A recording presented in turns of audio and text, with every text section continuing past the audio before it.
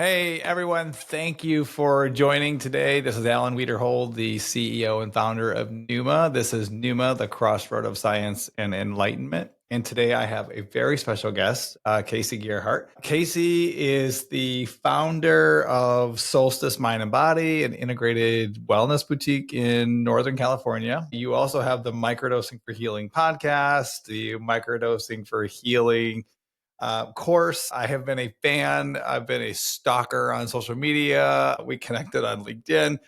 And I'm so excited to have this conversation with you today. But welcome and tell me Thank you. Thank yes. you. Thank you. Yeah, I'm so happy to be here. So tell me how you've been in this space for 30 years of Almost. almost Yep, 30 coming up years. on So 30 years. I always share my story. We kind of talked about this in the very beginning. 3 years ago, this was not even a conversation. I was okay laying in bed thinking about killing myself. I had built an enormous company. On the outside, I was successful by whatever the world defines as success. What I've learned is that is not even remotely what success is. It's how you feel on the inside and living in purpose. But we're not taught that. So this is all new to me. You've been doing this a while. So how did you find this? And how I gotta know. Part of it's luck. Part of it's luck.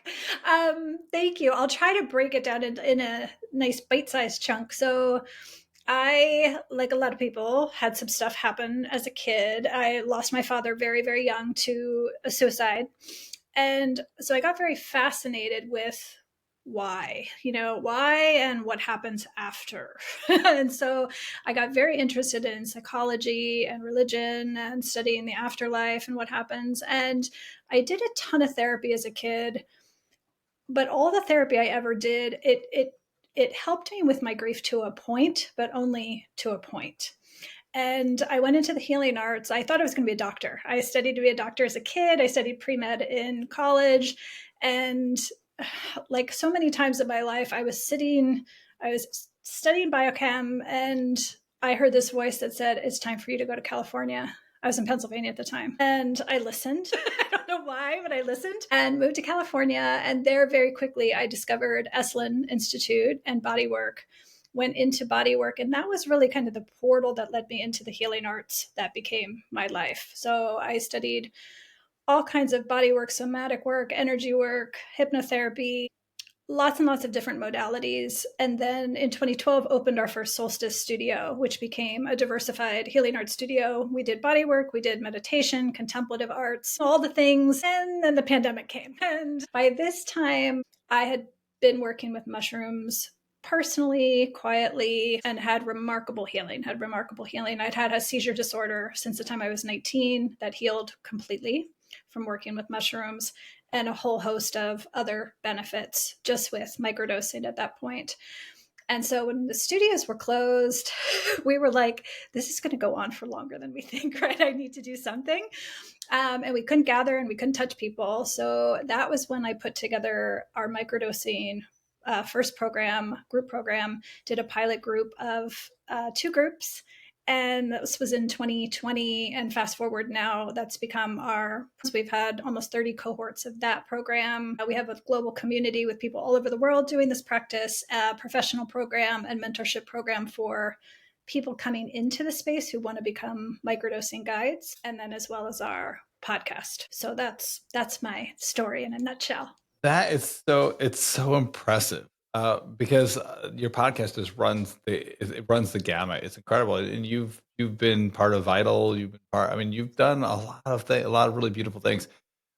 When you and I were kind of talking in the very beginning, for me, having this conversation and being so new in this conversation, I do what I think a lot of people, what we're seeing in space, where they want to heal, and then they go out and they quit their jobs or they blow up their lives and they want to go and heal people.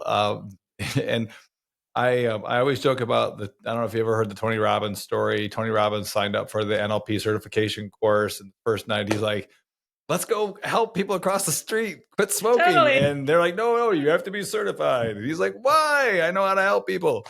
And I didn't go that route, but I learned a lot and I studied a lot. And then I went and I enrolled in a bunch of different courses and certification and harm reduction and working with primarily with business who were like me. Like I am a sexual abuse trauma survivor. So I was 5 and I was molested for 2 years. Never told anyone until about 4 years ago when everything was kind of falling apart around me. And my wife had said, dude, 26 years, I love you. I'm not in love with you anymore. You don't love yourself. So you got to figure it out.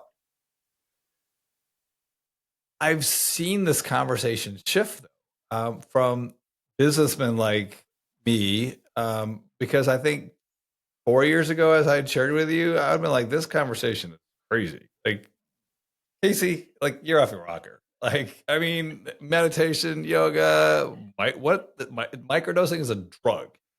I mean, there's been like no way, but we're seeing this. We're seeing this awakening. It's really crazy. So tell It's me about that. Like, what are you seeing? Are you seeing something it's similar? it's very by design. Yeah, it's beautiful to witness because I always look at everything through the lens of nature. And from nature's perspective, it's we are the spores, right? And Mm. it's like if nature was like up there going, I really want these kids to kind of get it together and evolve. Like how do we do that? And it's by spreading our spores. And so it's been really fun because I mean, you're a perfect example of this. When it happens, it can happen fast. It's remarkable. So I can't tell you how many people come to this and they're a management consultant or they're a very conventional medical nurse or they're a comedian. And they come into my 6 week microdosing program. And 6 weeks later, they're like, I want to do this. I want to be a guide. Those examples I gave actually happened. Like one runs a microdosing community now. Wow. One is a death doula. Yeah, I went from being a management consultant to a death doula 1 year later. So it happens, and it's like when you zoom out and like from nature's perspective, it's just like yes, because we want to reach a really diverse beautiful, all of the people, all age and all backgrounds. And so, yeah, people who are in the business world are going to be able to relate to you in a way that they're not going to be able to relate to someone at Burning Man in the psychedelic costume, right? Yeah. Yeah, we were talking about that because I have some from my background. Again, I wrote a book called "Walking in the Garden: Discovering God Through Psychedelics." So you very much know in the very beginning where I am in my paradigm. But I do have a lot of men that I work with that are not they're not ceremonial or spiritual. They don't have that desire, which is totally fine. But then I have some are really more focused on the other side of what that looks like. And that's all they want is the ceremonial and they want the God, genic soul side. I always see this convergence of both those. So there is ultimately you can start whatever way you want, but there is this convergence of exactly what you're saying of the spores in the community all coming together. It's like your soul and this reclamation back to the earth. Beautiful. Beautiful. You just reminded me, we just had an astrologer come in and speak to our microdosing community. This year is going to be rock and roll, transformative. And I wanted to bring in more divine guidance and oracles and people who have these gifts in to kind of help us on a collective level see. And she said one thing that really, really stuck to me. And she was talking about the passage and transit of Neptune moving from Pisces into Aries. And for some reason, I got a little nudge when she was talking about this happening in 2025. And what that means for us is really bringing the mystical, the spiritual into the practical, into the everyday. Like we haven't had that in our lifetime. It's been very separate Yeah. from our lives. And I think what I see is what you just described is like instead of having to go to a retreat and spiritual retreat and you're like spiritual for a week, it's not about that anymore. It's really bringing our spirituality into our professions, into every walk of life, and not having them separate anymore, is what that meant to me. Yeah. And it's you're like the third person I've heard talk about this thing that's happening in 25 from an astrology perspective. Again, never really been really focused or interested. But I was having this conversation with my kids last night. So we have this whole bedtime ritual. We've done it for years. We pray before we go to bed. We thank God for the entire day just because we got to live. And I had this conversation with my daughter last night. She's 10, just incredibly smart. And we were talking about dreams. And I was just asking her about dreams. And I had a guest on my show that it was just so intriguing. She's a dream interpreter. She works with NASA and with astronauts. And I said to my daughter, we were like, do you dream? And she's like, well, yeah. So, and then she started kind of like trying to downplay it. And I'm like, no, no, no, no. I'm like, I want to know, like, because I think we automatically tell children at a certain age, stop believing in magic or stop believing in dreams or stop. And I wanted to hear it. And then I said, she was telling me this story. The guest on my show was telling me the story that she was sleeping and she had a dream that she had knocked over her son's blocks in the house. But her son was having the exact same dream. And he woke up laying next to her and he smacked her and he said, why did you knock over my blocks? So I said this to my daughter and she's like, well, that's weird. And I said, why is that weird? We live on a rock filled with water in the middle of nowhere and we don't call that weird. Like, Right. right? Like, Right. so like when you talk about the astronomy thing, I can imagine some listeners saying, well, this is stupidly, this is, but so is a rock in the middle of nowhere. Well, and also give it a few years. Yes. They'll come around. You All of us, we've done all this stuff for so many years. We've just lost sight of this. We've lost sight of our connection to the stars and of the tides and to nature. And so we're going to come back around here in the coming because years. clearly science isn't working.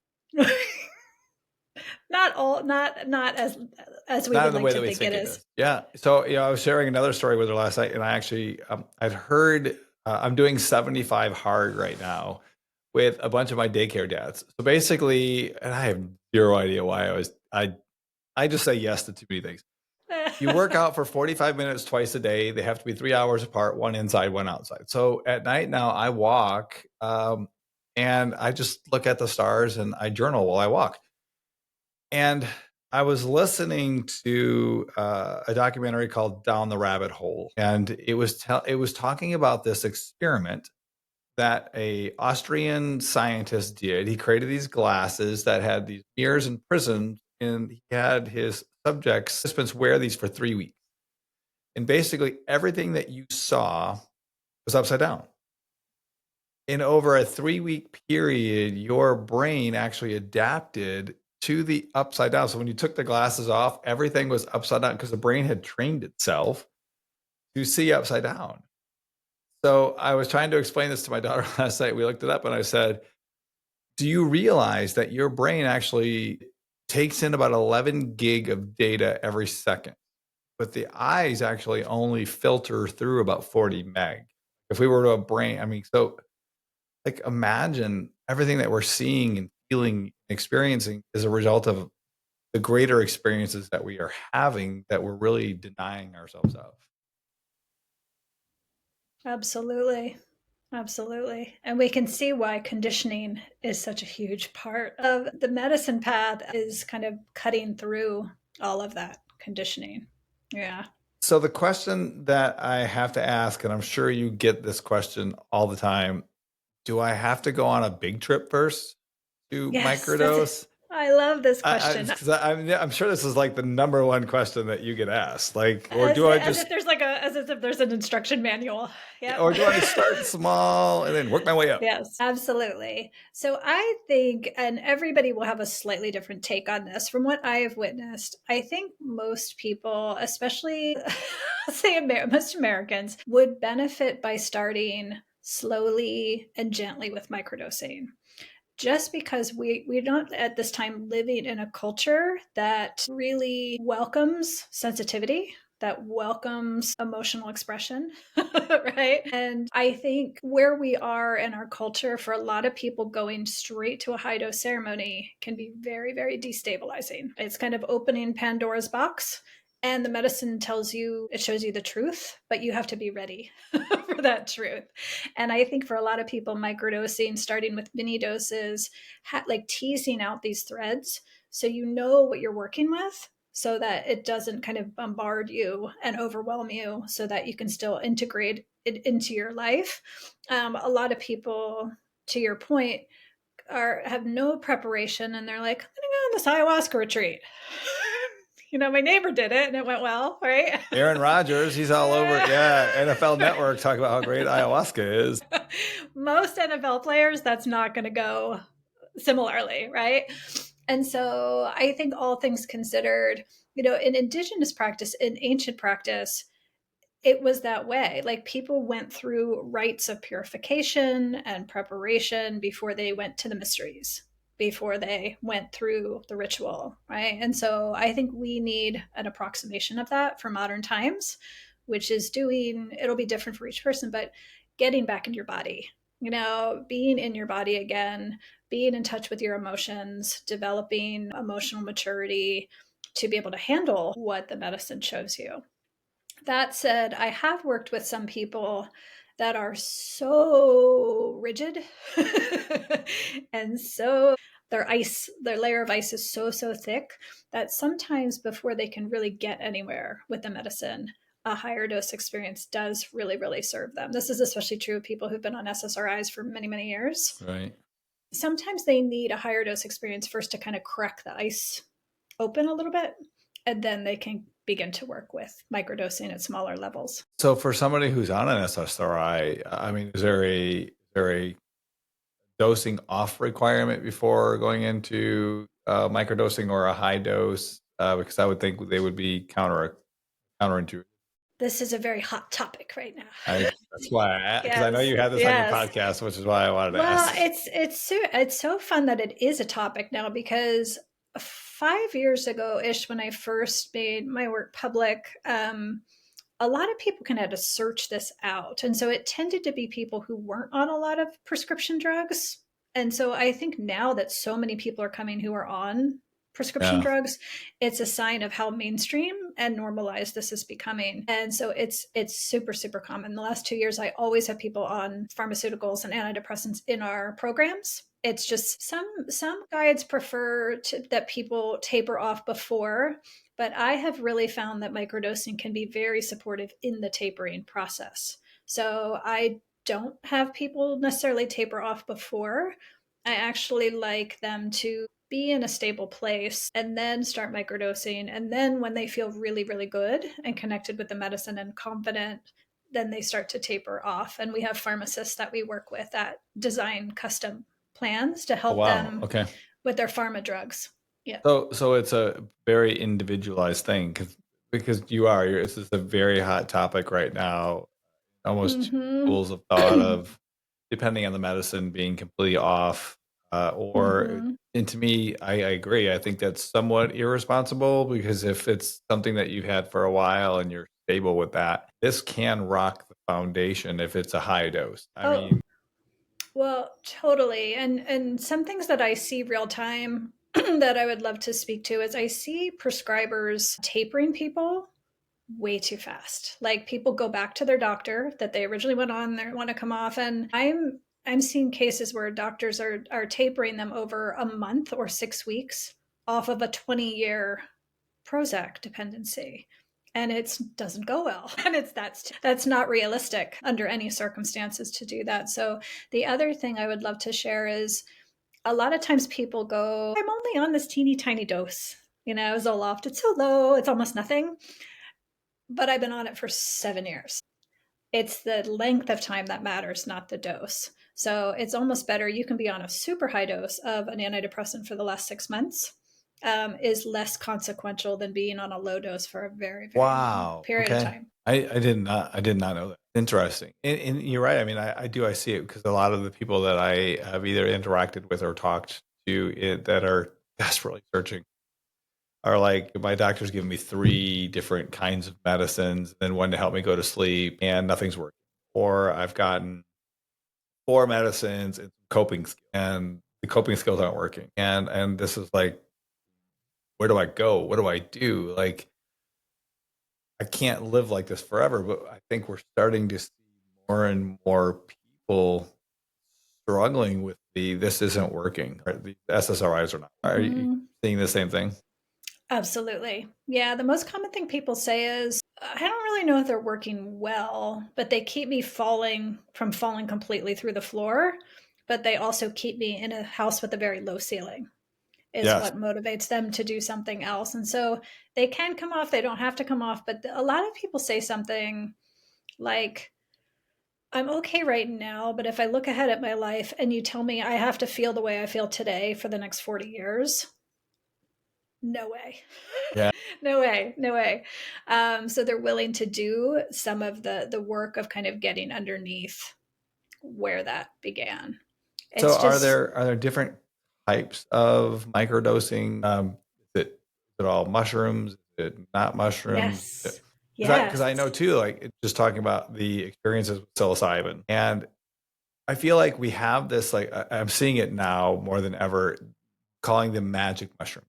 There's really nothing magical about the mushroom. Really, I mean, it will break you down and crack you like a walnut, but you're the magic. Like, you doing the work is the magic. Like, they're just holding the mirror to what is already there. But I always struggle with that word, that phrase, magic mushroom, because it's not. Sometimes I mean, yeah, I mean, they're not serious. they will They're not crack you like serious all the time. they'll crack you like a walnut. Like, there is like zero doubt. But it's up to you now to do the work. But is it Mhm. all like mushrooms, or is it different? Are there different kinds of mushroom? Like, There's different strains of psilocybin mushrooms, and then there's different medicines that you can microdose. So there's from cannabis to San Pedro to LSD. There's lots of different medicines that you can microdose. I love mushrooms for most people, and I'll say not all, but most, because I feel like mushrooms, when you microdose mushrooms, it's foundational. It really gets down to the roots of your soul, of your life, what's going on. Like you said, it's not always really easy to look at ourselves with that big honesty, but it really, really is an earth medicine, and it kind of gets down to the core of things. So then, once you have that cleared out and you develop really clean, coherent energy, you know what you're dealing with, then you can layer on the more ascension oriented medicines. I think a lot of people, to your point, like to rush to the big, to the 5-MeOs and yes, to the LSD trips, and they can be more fun and more magical. But I think you get so much more out of those if you do that yeah. foundational work too before you step into those ascension medicines. And I know for me personally, because I had such complex PTSD from childhood, mine was actually MDMA, and I felt Mm. like I needed that warm cup of chocolate. Is always how I equate MDMA. It's just like a warm blanket. But I don't know that I could have handled at that particular time psilocybin. Yes. Now that's like my go-to, and I've done everything. But I think for the same reason, though, I'm more in this place of, it's the connection to the ground, to the earth. It's reclamation we were talking about, where I feel more connected to psilocybin than I do anything else. But I needed that one to go back and to revisit the trauma and to be able to not relive it per se, but it was like watching a movie. And I always share this on my show. I relived it 3 times, which really difficult. I was 5 again. On my grandparents' steps, saw the room, saw everything. But the third time, he was actually crying, and he was telling me that it was done to him. So I was able to reframe my position of being a victim to now understanding why the circle was kept repeating itself. And I was able to say, no more. It stops here.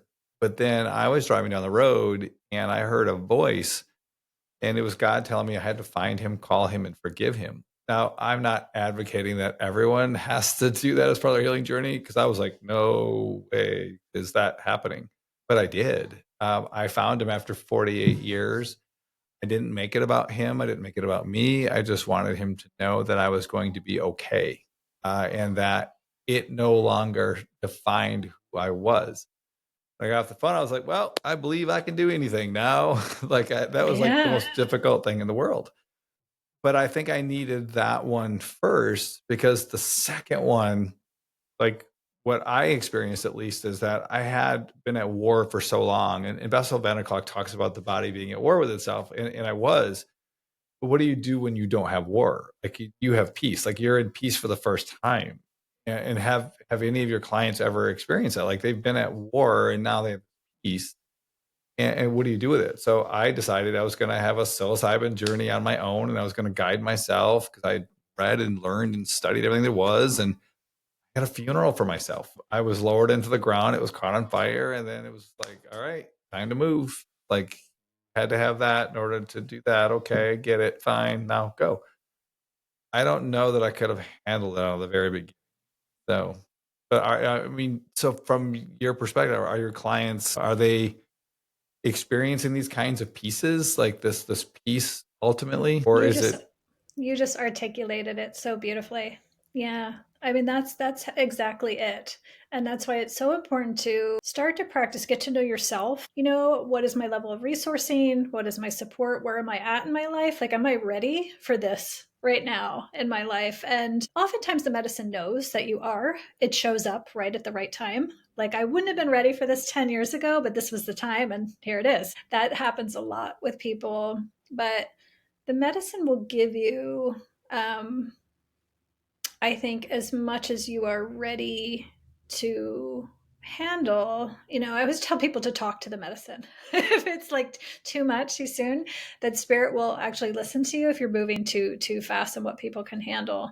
But a lot of people, especially as you described, a lot of people with childhood trauma, which is a lot of people, um, their experience is exactly that. MDMA is very, very supportive as a first experience. And that's why so many of the journey guides I collaborate and work with, they work with both MDMA and mushrooms for that reason. And they sometimes will do only work with MDMA with somebody with a lot of PTSD and complex trauma. They might only work with MDMA for a very long time until someone can get to a place where their psyche and their soul is ready to experience that thing. But the way you described it is to me the magic of the mushroom, of how it innately knows how to communicate to you in order to allow you to receive the healing and to embody it. Mine was my father's death for years. Like I mentioned, I'd had so much therapy around this and read so many books, and I had such an intellectual understanding of the brain.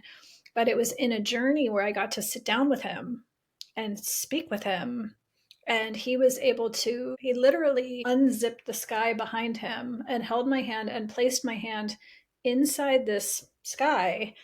And I knew he was allowing me to experience his soul at the time of his death. I was him. And it was not easy to experience that. It was a feeling unlike anything I had ever felt before, or I didn't know one could feel. But after that, there was a peace in me, an understanding and a compassion that I could never have gotten to any other way. That's the magic of the mushrooms. It's like their ability to do that is like nothing else I think we can make. So I was in ceremony a couple of months ago. I did an 8-gram dose, first time in a long time, because as a facilitator, you don't get the opportunity to put your hands in, or to put yourself in someone else's hands, to be able to hold space for you. And I feel like, as sometimes as facilitators and owners, and think we get so focused on the mission that we forget, and it's really easy to do, to hold space for yourself. So I remember going, and very similar. I was very, very close to my grandfather, who passed away when I was 15. We had moved away. We'd gone. My parents went to Bible college. I eventually went to Bible college for a year. Couldn't do it anymore, and I blame my parents for my grandfather's, not his death, but for me not being able to say goodbye. And I talking about being in the right place. So I'd been doing all this work for the last 2 years, all the different medicines. Then I immediately saw I was in the middle of there and space. My grandfather and so did the rest of my family. Generations of family saying, will you do what none of us were willing to do? And I was like, what is that? Live. Will you live like there's no tomorrow? Live and breathe and do all of the things that you want to do. Like, we never had the courage to do. It was like, wow. And then I saw my grandfather showing me my dad, and then I was holding this resentment, anger. And then I saw my dad, and he was like 3, and he was in a closet, afraid, and he was crying. And I opened the door, and I was the one that was afraid, but I was blaming my dad. And then I realized that my dad and I were one. And as much as I didn't want to be my dad, I was. And I got home and I'm processing all of this. And I called my dad a couple of days later and I'm like, hey, what's going on? And I said, I need to talk. And we just had this conversation about what I had seen. Again, growing up in a Christian home, there aren't conversations to have. They're kind of like normal for me now. But so I explained to my dad what I saw, and I said, I owe you an apology. That goes back 40 years, 30 years. I don't even know. Like, so, and he said, Alan, I was just trying to give you love. I was just trying to show you what I knew. And I said, Dad, the one thing that you don't understand, being a trauma survivor, I never knew what love was. Like, it was taken when I was 5. Like, so you didn't know, but I want to love you now. And we're rebuilding this thing. But it just like yours, it was like the medicine it took me where I needed to be at that particular time to now be able to kind of move forward with some of these pieces. Beautiful. Beautiful. There's nothing else like it, isn't? No. Yeah. So I've seen on your podcast, you had a lot of different, like, really interesting topics. We're starting to see a lot about menopause, which I had to do that just because so many people were coming. So very intriguing. I saw that and I was like, I got to find out about this. Like, yeah, I mean, when I start to get the same questions from so many people, I'm like, we need to do an episode around this. Yeah, I mean, we have so many women coming in midlife to practice say microdosing. Can microdosing help for this, this, this, and this? And I can say it can help with this and this, but these things might be hormonal. And it's such a topic that we don't talk about. Like, we tend not to talk about menopause until we're like in it. right. Right. Yeah. And there's a lot that we can do to empower ourselves if we know what is going on ahead of time. So it's great for all women, but it's also frankly great for anyone who knows a woman. So you can understand like what is going on. It's like, because what happened to my wife, right? Yeah, you're right. I mean, we don't talk about this kind of stuff. And I like, even with men with testosterone. Like, I was reading a story, and I think it was from my doctor, who was telling me that men, I think we lose 5% of testosterone every year. And it's happening even quicker and faster now because of things that we're eating. And it's just crazy. And I think from what I heard from my doctor, like, there was a time when 800 was like normal. 1600 was the high, 800 was normal. Now 800 is the high, 400 is the normal, and most men are walking around 220, 270, 240. Truth. But then we have women who are experiencing the same thing, and we're not even talking about that. So that's why I was super curious about this. Well, what I see happening a lot is the main things are depression, anxiety, and inability to sleep. And they're going to their doctors, and instead of having their hormones checked, or the doctors going, oh, well, these are symptoms, let's check your hormones, it's probably perimenopause, they're putting them on antidepressants and benzos and trazodone and sleeping pills, which again, this is a natural thing. It's like, let's work with the energy. And that's what plant medicines and earth medicines can do. So there's a lot of convergence right now that I would love for people to be educated around both things. How can they do that? Like, so if someone were listening, how would they begin to have those conversations? Because I know we're not having these on the medical side. Like if I, Podcasts like this. yeah, It all is. right. I mean, I think I was just talking with a friend this morning because, there's been between the TikTok thing and the algorithm and Mark Zuckerberg and what he did this week. And so it's so, it gives you pause because so many of us are so reliant on sharing our stories and our work on social media platforms, right? And so when I think about how, if we go, okay, if those aren't accessible to us for a variety of reasons, how do we connect? And it is right here, like what we're Yeah. doing right now. I think it's podcast, it's talking, it's sharing our stories. And so, yeah, in this particular episode, I had a perimenopause coach, an expert on that time of teaching women like what to ask for, what to notice, what are the things that you might experience that are signals. I'm low on estrogen, I'm low on progesterone, I'm low on this. And so they can just go on progesterone rather than Prozac, Yeah. right? Wow. So what other things are you hearing? What other hot topics? And I Mm, think before you answer, I think you hit on something too that with social media, like how do we do this? And can we say the word psychedelics without like being banned or shadow banned and there's like a whole conversation around that that I want to get to in a second, but like what other hot topics are people bringing to definitely pharmaceuticals and psychedelics, which I think is a really positive sign that this is coming up so much. Also, see, I love seeing this. So, 4 or 5 years ago, it was almost always mental health that people were coming for. And sometimes physical things too, symptoms. Mm, But now I'm seeing this huge range of, yes, we want those benefits too. It's not that we don't want those things, but they're also opening up to a much broader context of what the potential is for their lives. They're moving from I want to manage these symptoms or fix these symptoms to, I want to experience this. This is how I want to feel, which I think is a really powerful sign that we're shifting our expectation of what health is. mm. It's so positive.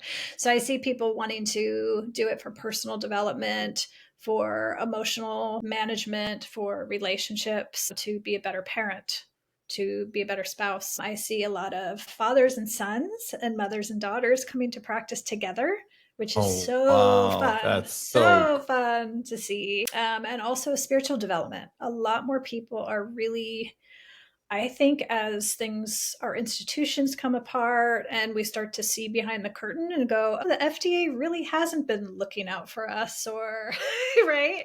These things that we trusted and these people that we trusted, we're seeing behind the curtain, and people are kind of having to come back to trust themselves again. And so developing a relationship with self, with intuition, with your spirit, with your angels, with your relationship with God. I'm seeing that more and more and more people openly saying, this is what I'm here for. kind of like what you were saying earlier, like where do I see myself in 10 years, 40 years, or because the stuff that I'm doing right now and with that, I mean, do you see because in the way that I'm seeing it, and the way that at least from my lens, is that we're talking about how incredible these things are. And it's almost as if we're not doing a really great job of preparing people for the integration.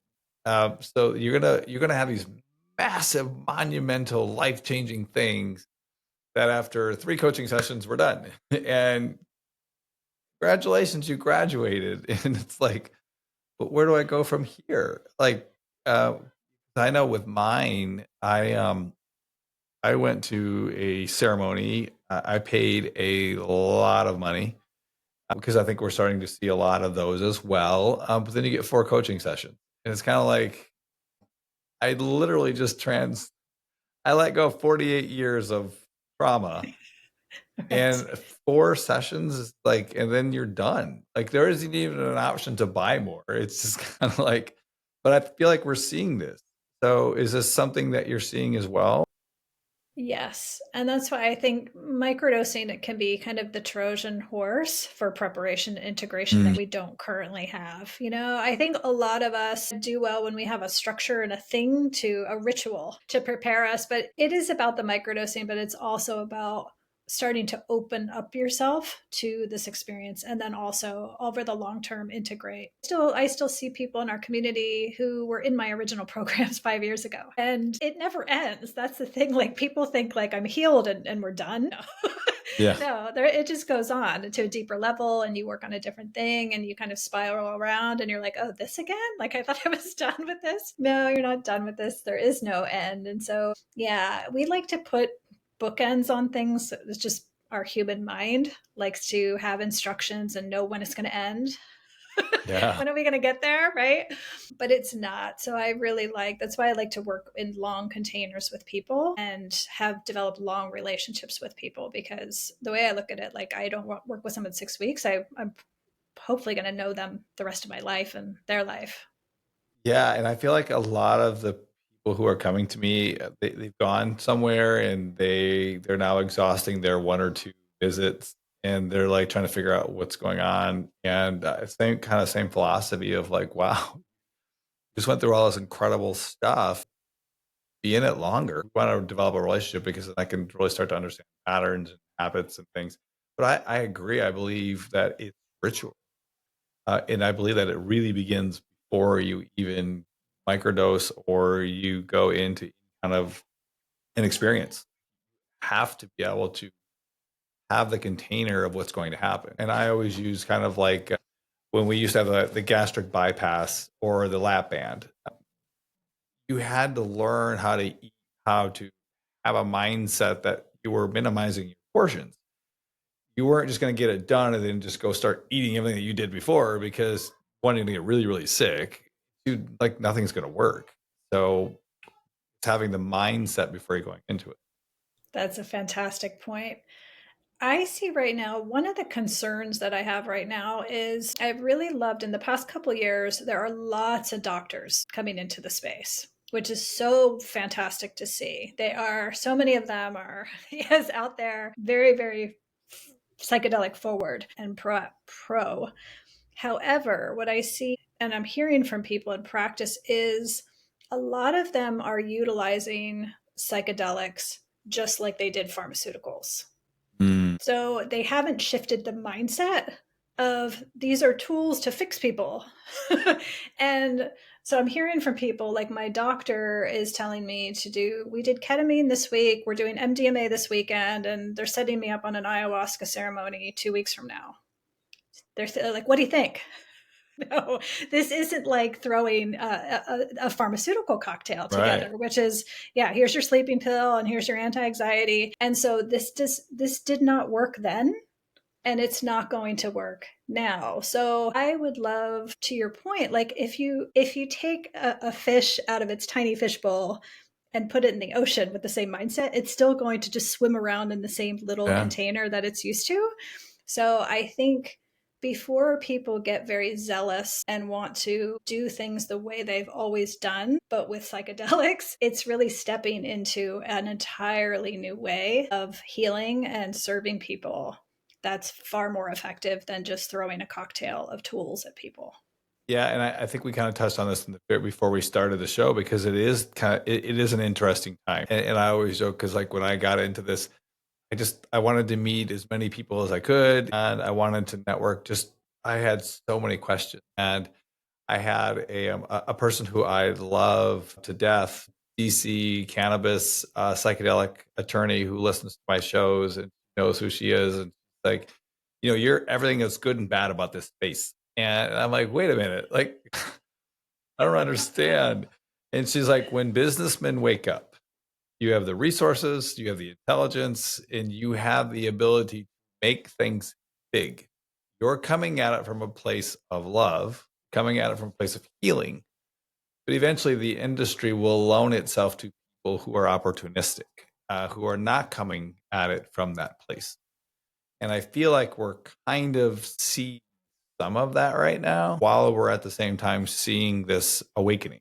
So it is an interesting time, but I agree. I see a lot of doctors getting into the space. I heard the term over the last couple of months called treat 'em and street 'em. With ketamine, I hear it a lot. So, we had good intentions, but hey, we've got to 10x our business. And how do you do that? You get them in, get them out, and keep them coming back. And I think healing is counterintuitive to profitability. Yes, and scalability. Yes. Yeah. I mean, to your point, I've had so many businessmen, with PE backgrounds and banker backgrounds come to me and want to scale me. This is $100 million idea you've got. I've heard that a few times. And let me help you scale. And I'm like, I'm scaling. I'm scaling. They're like, but not at the speed you could. And I'm like, I'm scaling at the speed of mushrooms.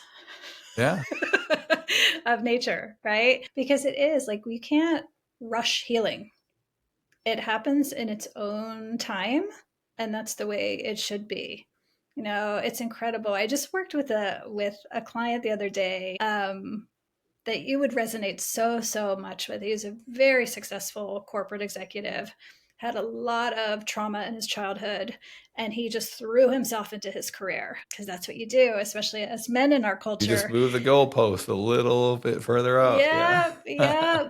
And he had had therapy, and he'd seen a lot of doctors, and he was on like a low level prescription here and there, antidepressants to deal with corporate stress, understandable. And he shared he went on this trip to Scotland, and he's like, that was a turning point. There was something, he's like, something came up in me that was like beyond melancholy.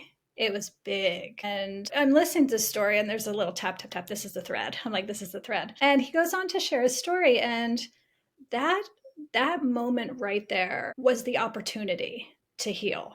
It was the first time he was away from his corporate job, away from his family, and his nervous system had time to exhale. And that's when the healing happens. That's when the wheels come off too, to healing too. It's time, and he was starting to feel things with that nervous system relaxation.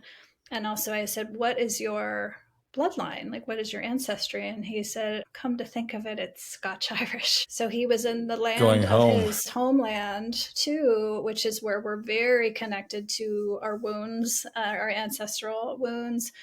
And so he got back from that trip, which was a very, very powerful crossroads in his life and an opportunity for great healing. And his psychiatrist responded by putting him on 5 medications. 5. And it was interesting, just the interaction of, we have spent so far a little over 2 hours together.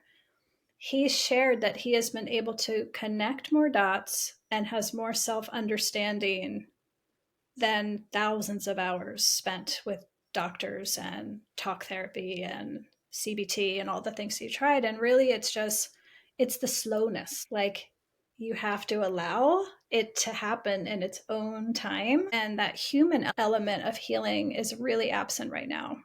Yeah. It's everybody's rushing to scale or create AI software to heal faster, or like just strap on this gadget. And it's like, we all want to hack. we want You said it to. perfectly. We all have a bookend. We all want to hack. I don't want 8-minute abs. I want 4.5. Like who wants to Yes. do it in 8? I can do it in 4. So yeah, you're right. Yeah. Oh, The difference is it lasts. The difference it's is it so lasts. that's so fascinating too, how lineage plays a part in this. Mm-hmm. I did a DMT journey, and I went all the way back to, I'm Hispanic, so I went all the way back to my Aztec, to the divine feminine, which is really odd because you don't spend a lot of time in the divine feminine or the divine masculine. You don't really talk about those a whole lot. And I was immediately transported back to all of the ceremonial women in my lineage. And I was like, wow. Like, so my mom and dad actually have done our family tree. My grandmother's side, I think, was Spain, 1400s, all the way back to Mexico, like hundreds of years.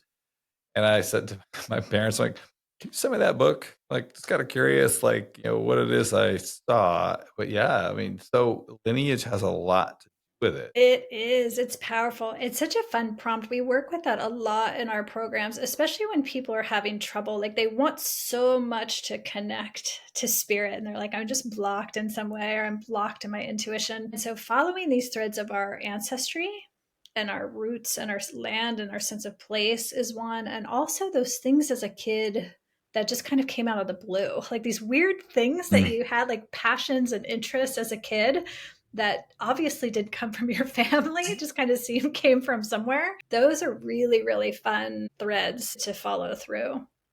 Wow. So going back to where we started at the beginning, I love your social. We're at a kind of a bizarre time on social media. A little bit. So I this week with Neuma, I was kind of sharing my story. So after I was leading my own teams and company and then leading other businessmen, I kept seeing this like hangover effect, like this. It's very stressful, and I always joke because I track everything on my Aura ring, and I love when I do I love when I do journeys because like my stress level goes through the. So I went to a lab down in DC that I was actually working on a psychedelic genetic test with, which I'm still convinced I can tell you which psychedelic is better for you based on your serotonin inhibitors or receptors. It will happen someday. Right now, it's so illegal that I got to figure out. We got to get through the legality part first. But I went to them and I said, "Hey, can we create this hydrate supplement that will support this neuroplasticity?"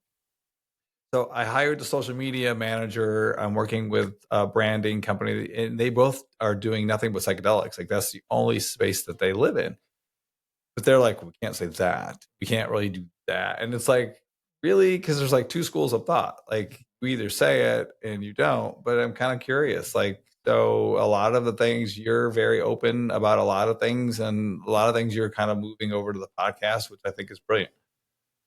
Yeah, it's such an interesting time. It really, really is. So having the words and the keyword, the psychedelics and microdosing, we have to be wary of the keywords, but also another thing I have noticed among friends and colleagues, it's not just psychedelics, it's anything quote unquote alternative. It's my friends who are herbalists. And you think like, could anything be less Yeah. harmless than an herbalist talking about herbs? But they're shadow banned and they're blocked. I have another friend who teaches emotional education around emotions. She is blocked and parts of her account are disabled. And so we were just joking yesterday. We're like, well, maybe we're just not masculine enough for Mark Zuckerberg. Oh, Right? I was just like, maybe I should just talk about biohacking all the time. it's so funny because like that was the direction. Like I brought together a team, and they're like, we want to go science and biohacking, and I'm like, but that's not who I am. Like, I But can't go.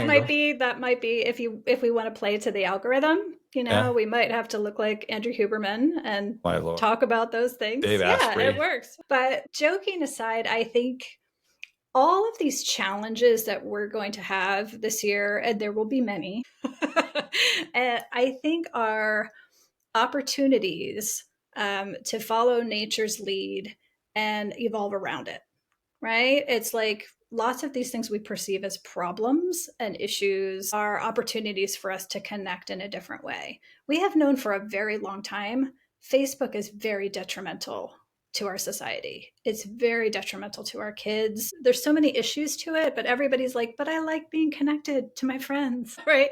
We don't have an alternative. And sometimes the human nature is like, we will tolerate things that are familiar for far longer until we can't anymore. It's almost like So a frog. It's like the frog in water. right, right. And so we're going to be forced, I think, to, even this week, I was just sharing with a friend questioning if her material was being suppressed too, because lots of people that are talking about alternative health have really noticed their stats are way down this week, while other things are you can't get away from them in your feed.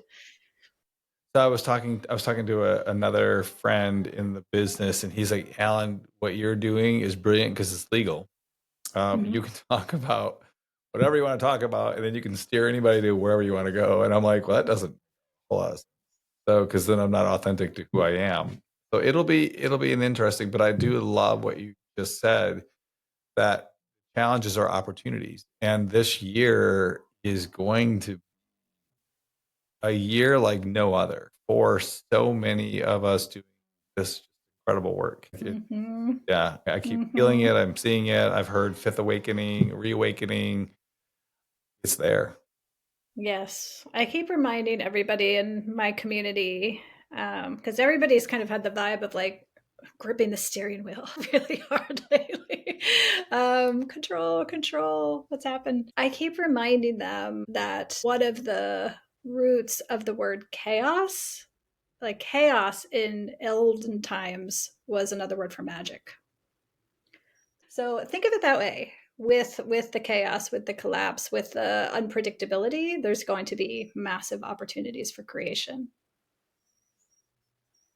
Wow. I couldn't think of a better way to wrap this up. I see that we're coming up on our time. Thank you, Casey. This Oh my was gosh. amazing. Thank Oh you my, so much for joining me today.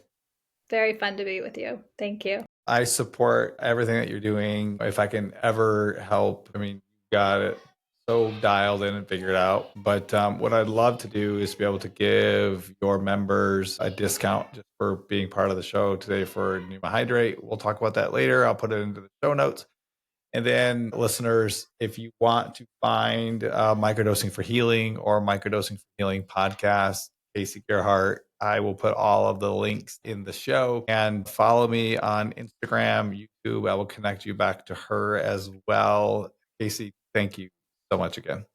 Thank you so much.